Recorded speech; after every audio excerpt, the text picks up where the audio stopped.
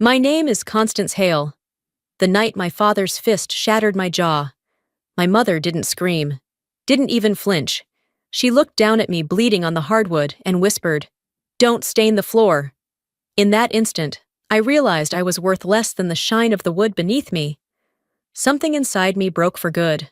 The daughter who craved their approval died right there, and the soldier who would fight back was born. His face barely changed when I told him. Just a flicker, a twitch at the corner of his jaw before the mask of a polished professor gave way to something darker. 1 second I was standing there, insisting that my future belonged to the army and not to his campaign posters. And the next, his fist crashed into my jaw with a sickening crack.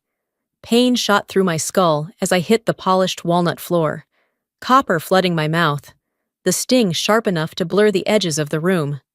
I looked up at him through tears and blood, half expecting, half praying, for even a shred of regret in his eyes. There was none, only the cold fury of a man who saw me as a possession that dared to defy him. Then came the sharper wound, the one that cut deeper than bone, the sound of my mother's heels clicking closer, her perfume faint in the air. She didn't kneel down, she didn't reach for me.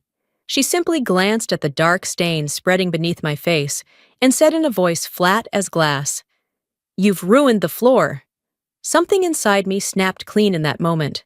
The desperate daughter who spent years chasing their approval, the girl who smiled for photographs and swallowed her own voice, died right there on that hardwood.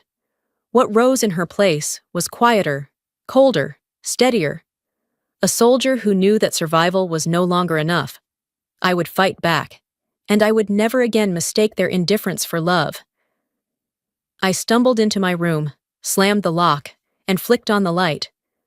The mirror glared back at me with a face I barely recognized, swollen jaw, split lip, blood soaking through the white of my blouse.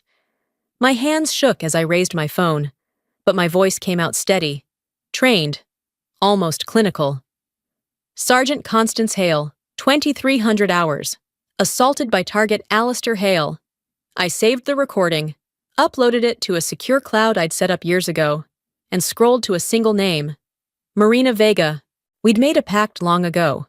If I ever used the code words empty quiver, she'd know it meant the unthinkable, the highest level of danger. When she answered, her voice was clipped, urgent. "Get to New York, now." I hung up, shoved what little I could into a bag, and tried to pull cash for a ticket. The ATM flashed decline, again and again. My bank account was locked, every cent frozen.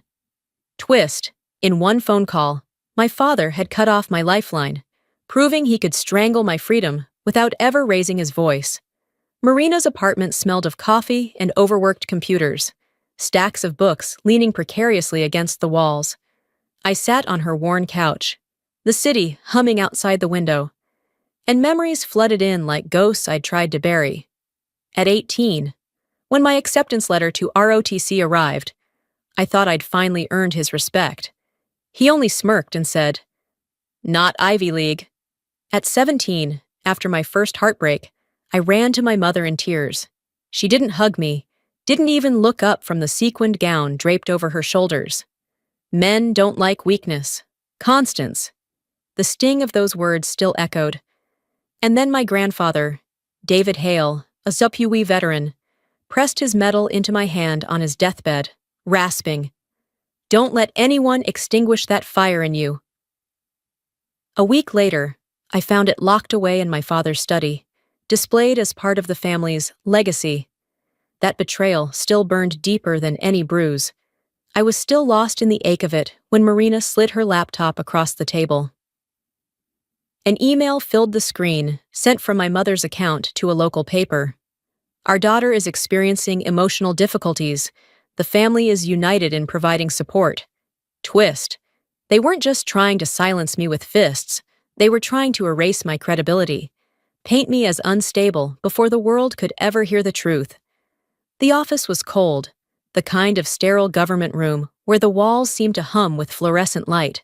Major Harper Dunn sat behind a metal desk, her uniform as sharp as the tone in her voice. She studied the bruise on my jaw without pity or hesitation and said flatly, "I don't care who your father is. In this office, you are a soldier who needs protection." Her words sliced through the fog I'd been drowning in.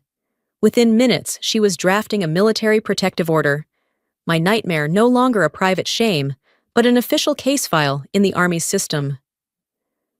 That evening, I found myself in a greasy Brooklyn diner, the smell of bacon and burnt coffee clinging to the air. A man in a faded Vietnam vet cap glanced at my face, said nothing, and quietly paid my bill before slipping out the door. His silent nod carried more weight than any speech my father had ever given. For a fleeting moment, I felt seen, even respected. Twist. The moment didn't last. My phone lit up with a familiar number, except it wasn't him. It was the line of a federal judge, one of my father's old friends. I answered, and there was my father's voice, smooth as honey at first. "Sweetheart, we're worried. Let's fix this together."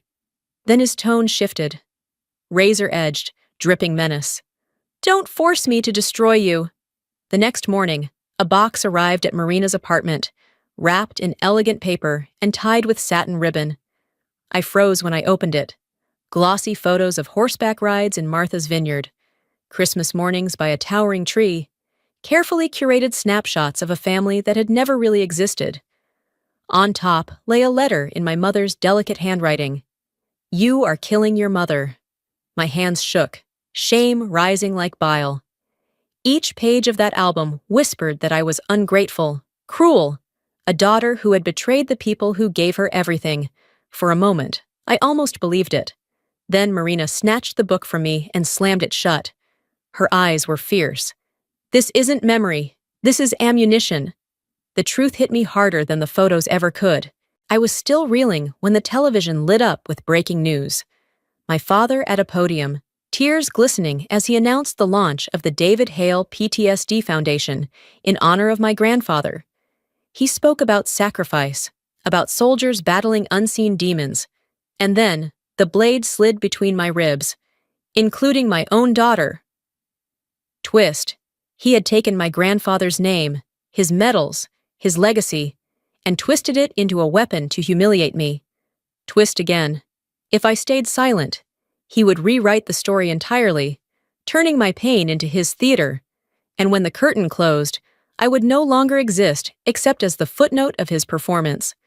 The apartment no longer felt like Marina's home. It had transformed into a war room. Stacks of coffee cups littered the table.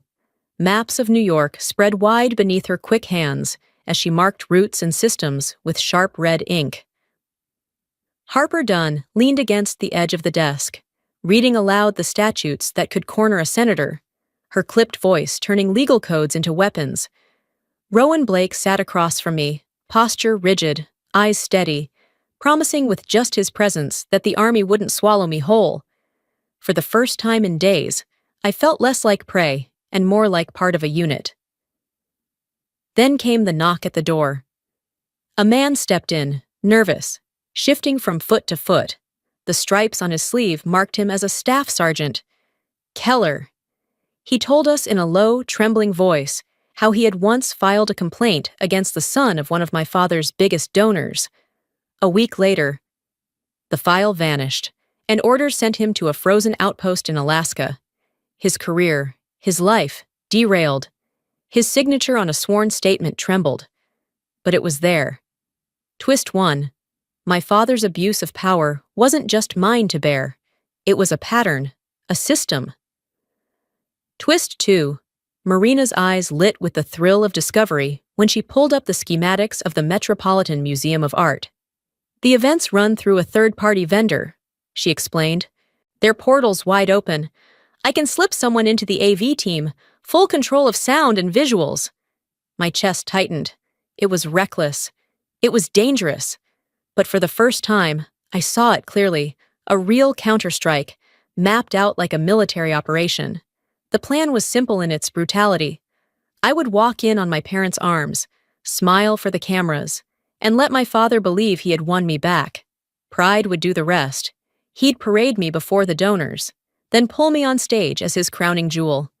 I stood in front of the mirror in my service uniform, the fabric pressed crisp, metals polished bright. Makeup dulled the fading bruise, but it couldn't hide the steel in my eyes.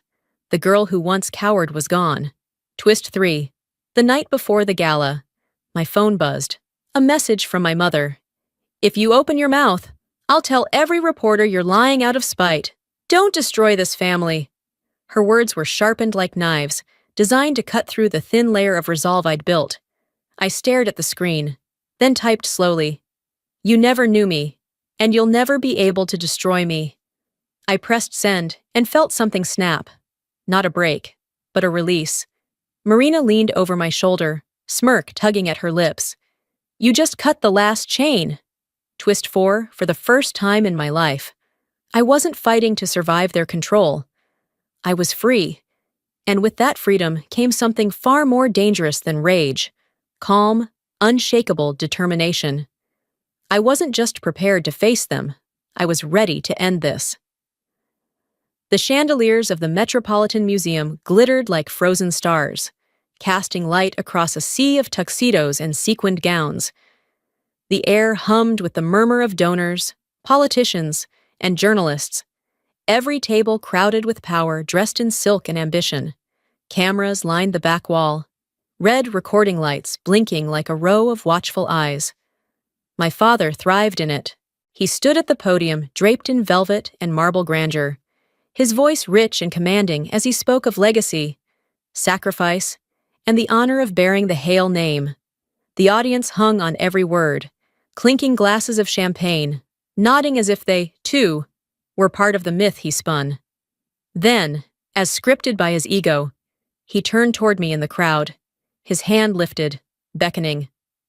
And tonight, he boomed, I have the greatest privilege of all, welcoming my daughter, my pride, my proof that our family's service endures.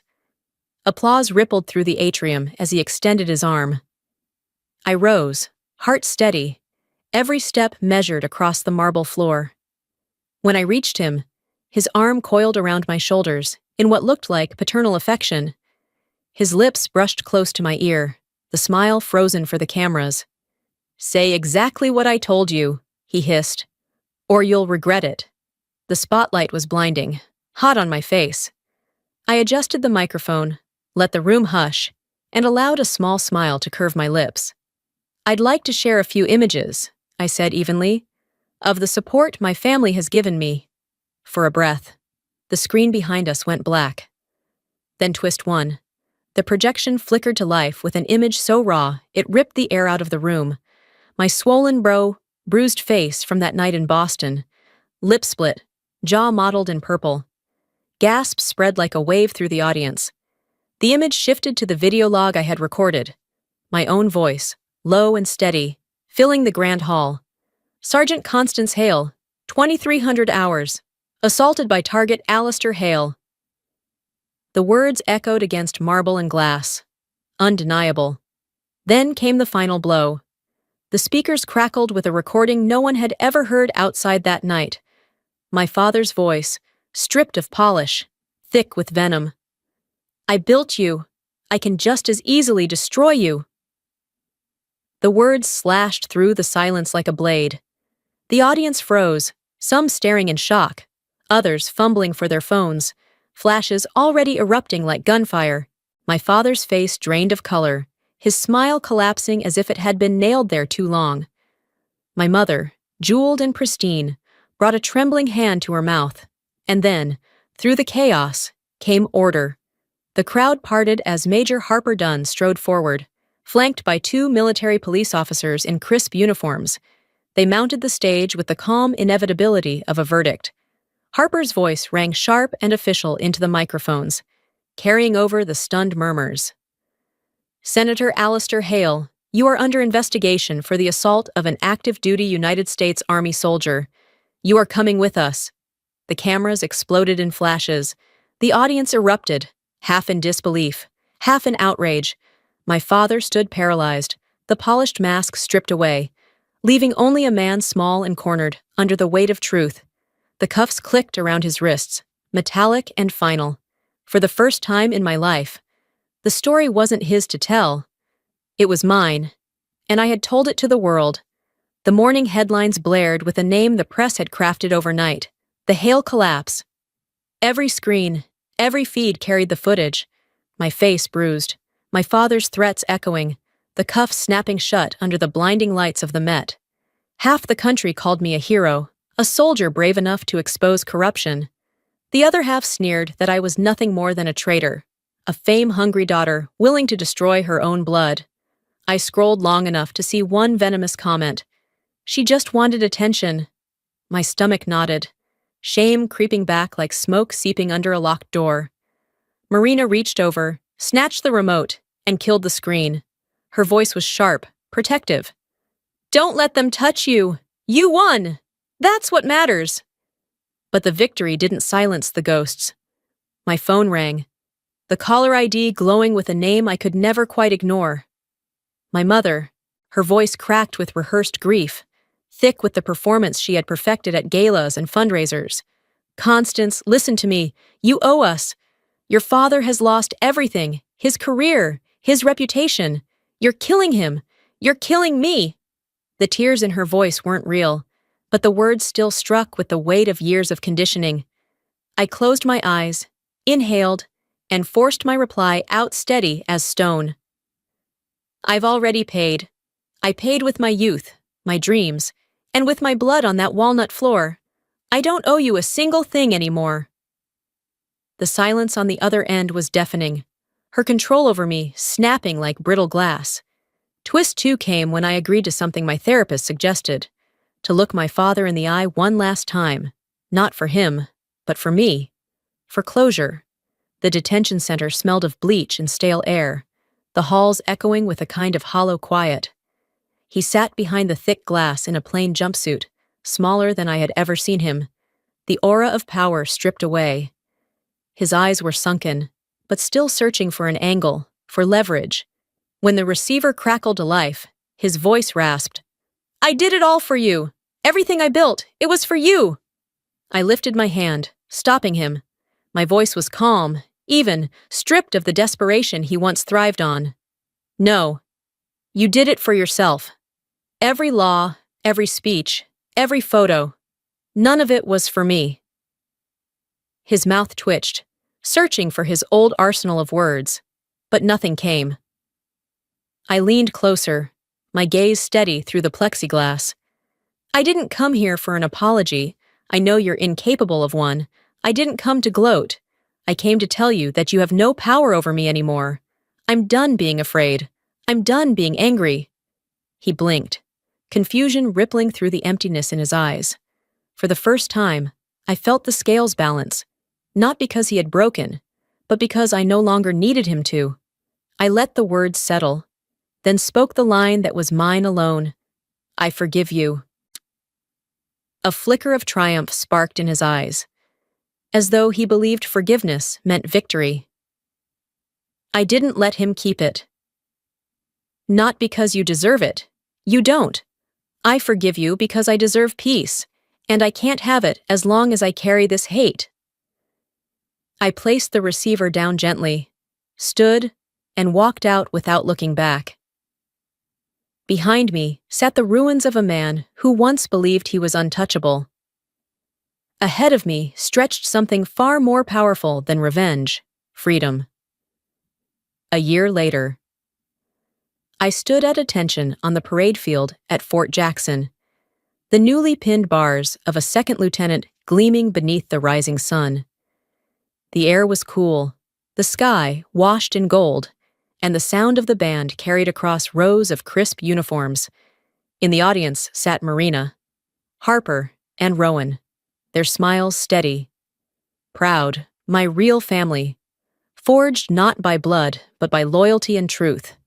When the ceremony ended, I felt the weight of my past loosen, replaced by the promise of what lay ahead. I had established the David Hale Memorial Fund, in my grandfather's name, to help young men and women break free from abusive homes and find their own paths. A letter arrived from the first scholarship recipient, words scrawled in nervous ink. "You didn't just save yourself, You saved us. Too. Reading it, I realized the fire my grandfather spoke of hadn't died. It had been passed forward. The next morning, as dawn broke over the Carolina pines, I led my platoon of cadets on their first run. Boots pounded the earth in unison, breath rising in clouds against the crimson horizon. My chest ached, but not from fear. For the first time, I wasn't running away from darkness. I was leading them toward the light.